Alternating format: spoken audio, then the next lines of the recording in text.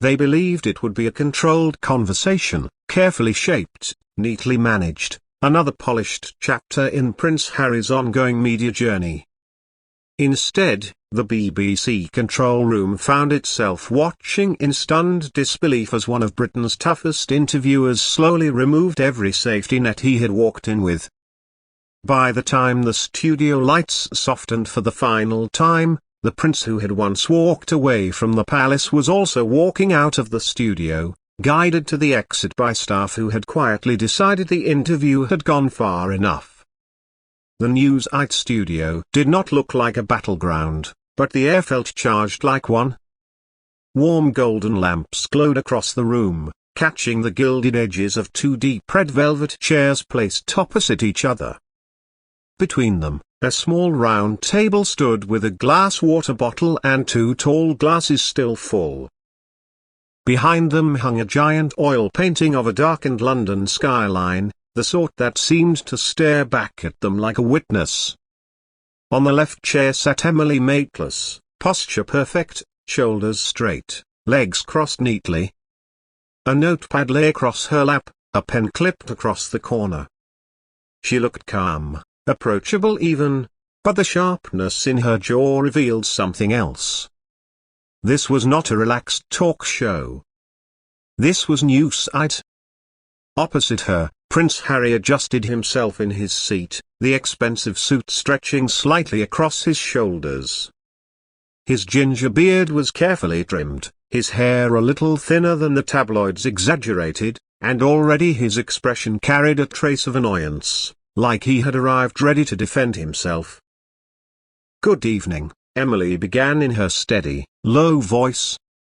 "Tonight, we have a rare, extended interview with the Duke of Sussex, a man who says he stepped away from the institution that shaped his entire life, yet remains one of the most discussed figures in our news cycle." She turned toward him fully. "Prince Harry, thank you for being here." Harry forced a tight smile. "Well, I'm very generous with my time, Emily. Especially when I'm correcting the record." In the control room, someone leaned forward, another scribbled a quick note. "First sentence, first spark." Emily showed no reaction. "Let's talk about that record," she said. "You've released documentaries, a memoir, several interviews. You've said you are telling your truth.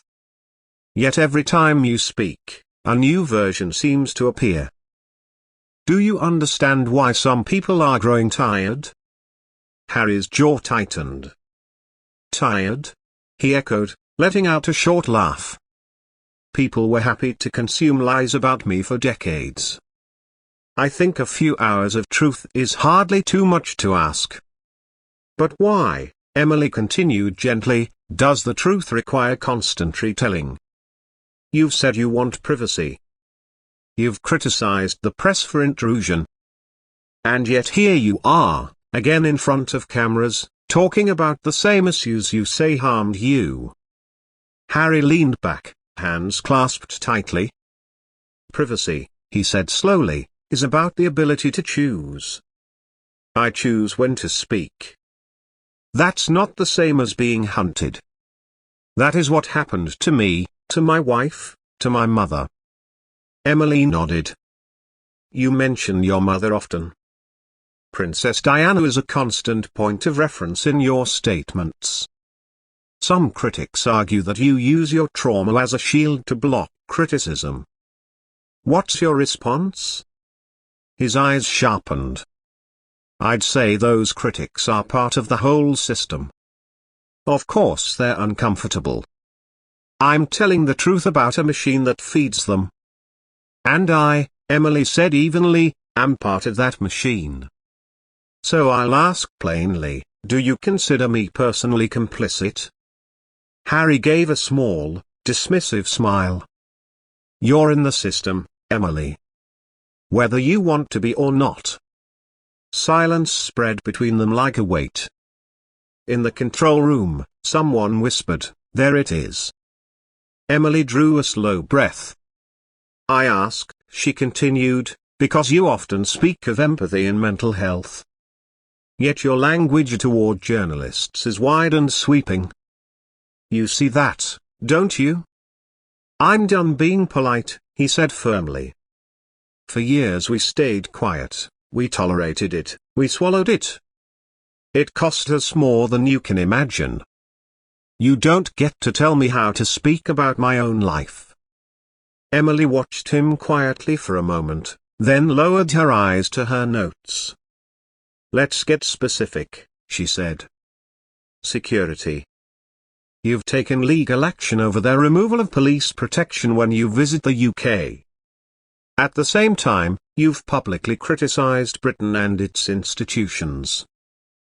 Do you see any conflict in asking the British taxpayer to provide security for someone who stepped back from royal duties? Harry gave a sharp, dry smile. I risked my life for this country in Afghanistan. I flew missions you're not able to describe on television. The idea that my family's safety is some debate topic is absurd. No one questions your service, Emily said calmly. I'm asking whether you see how it looks. You live in California. You've signed major streaming and publishing deals. Yet you ask for state-level security. Many veterans don't get such options. They aren't being hunted by international paparazzi, Harry shot back. They aren't connected to one of the most recognized families on the planet. Comparing them to us is misleading. Emily's eyes sharpened with focus. Very well, she said. Let's talk about that family. Something in the atmosphere shifted. You've accused unnamed members of the royal family of serious wrongs. You've shared private conversations, personal conflicts, emotionally charged moments. Did you ever stop and consider that you might be doing to them what you accuse the press of doing to you? Harry breathed out a soft snort.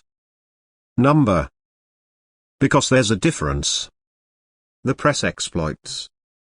I hold people accountable. Explain the difference, she said immediately.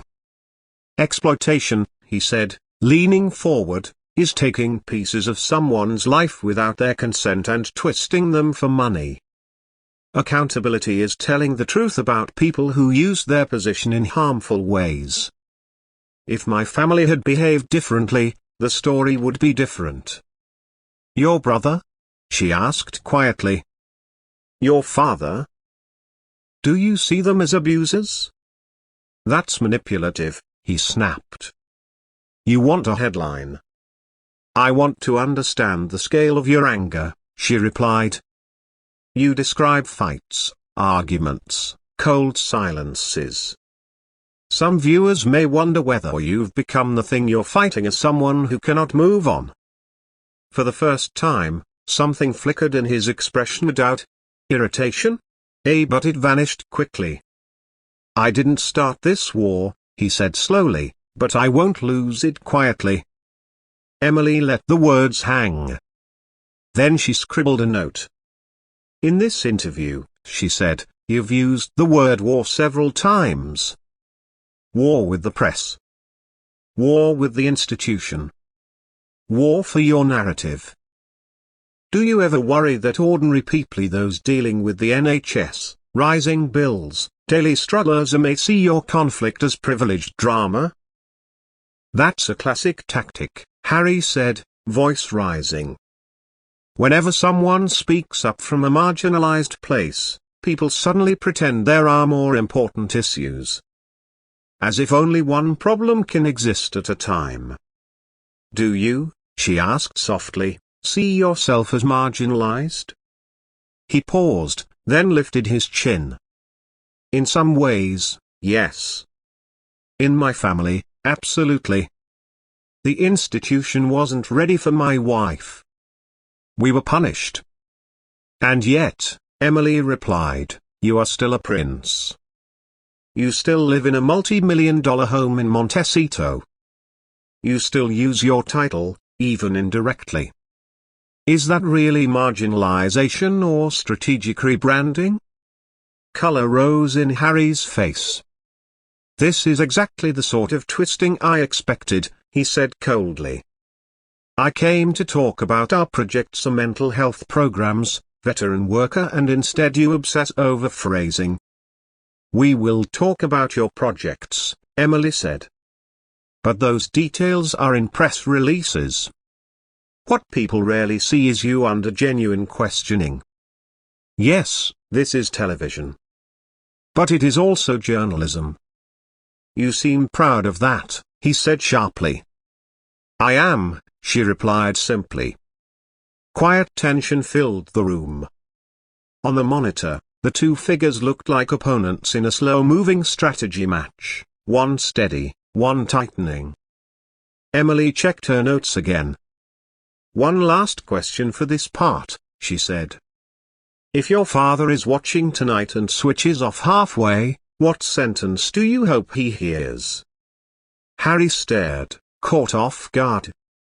"After a long second," he said, "that I won't stay silent just to make him comfortable." Emily nodded.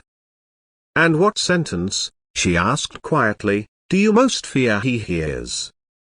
A tick jumped in his jaw. He said nothing. "More from the Duke of Sussex," Emily said, turning to the camera, "after the break, including whether his new life in California is truly as free as he claims, or even as public opinion shifts further away." The lights dimmed. No one breathed in the control room. "That was just block one," the director muttered. Lights rose again. Harry sat straighter, jaw set. Emily looked directly at him, calmer than before. "Earlier," she began, "I asked what you feared your father might hear. You chose not to answer. So let's move somewhere else." She paused. "You've said moving to California gave you freedom for the first time.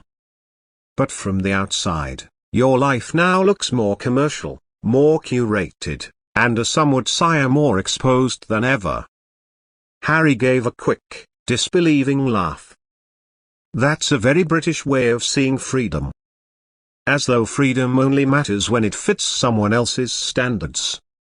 "Is it freedom," Emily asked, "if every step you take runs through contracts, PR teams, legal advisors, and production companies?" "Of course it is," Harry replied sharply. "Because we choose those teams. The palace never gave me a choice." Emily waited a moment, letting the claim breathe. "You often mention being the ace bear," she said. "You wrote it, repeated it, framed it as part of your story. Some psychologists say this fixation shows unresolved identity conflict. Do you agree?" "That's armchair psychology," he said. "It's irresponsible." "I'm quoting experts," Emily answered. "Experts who say identity wounds don't always heal by moving continents." "Distance saved my life," he said, voice tightening. "Mentally, maybe physically." "From what?" she asked softly. "Your family or the role they represent?" "From the machine," he replied. "The pressure, the silence, the contradictions." "And yet," she said, "the machine you criticize is also the source of your global influence. If you were simply Harry Windsor with no royal connection, would Hollywood have offered you multi-million-dollar deals?" His mouth flattened. "So now my birth makes my suffering less valid?" "No," she said. "But it complicates your claims." Harry leaned back, frustrated. "People love talking about what we gained. They ignore what we lost." "Let's list it," she replied. "You lost military roles. You lost Frogmore. You lost closeness to your family. But you gained money, control over your narrative, and world-level visibility. Is that unfair?" "It's empty," he said. "You can't talk about control when British tabloids still exist." But you are controlling the narrative, Emily responded. Books, interviews, documentaries are all shaped by you. For the first time, he said. She flipped a page. Let's talk about Meghan. His posture tensed immediately. You've said you left the UK because of what the press did to your wife. Racism, intrusion, cruelty. Yet since leaving, you've doubled your exposure at talk shows, specials, series.